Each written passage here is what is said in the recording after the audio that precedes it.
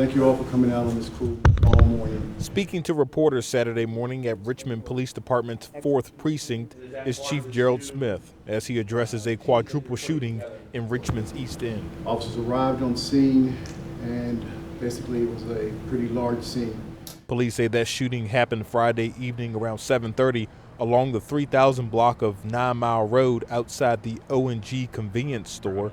Once on scene, police found 2 adult males and 2 juvenile males with gunshot wounds, all 4 facing life-threatening injuries. Those who succumbed to their wounds was a 9-year-old as well as a 14-year-old. Sometimes I'll admit I come at this with a loss of words because these are crimes that should not happen. Should not happen.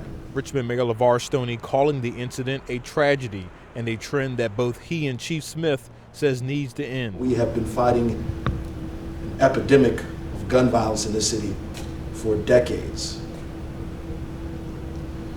We have to ask ourselves, when does it stop? Chief Smith says while the overall violent crime rate has gone down in the city, Richmond still sees consistent shootings. 68 of them have been homicides so far this year alone.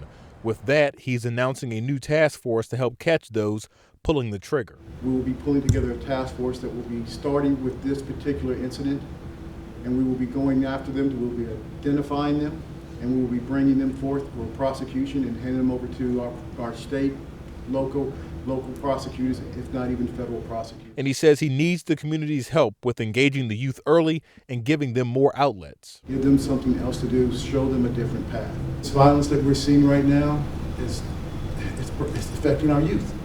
Our youth are the ones who are falling victim to it, and our youth are the ones who are committing it. And that is something that we need the entire community to come forth, come together, and engage our youth.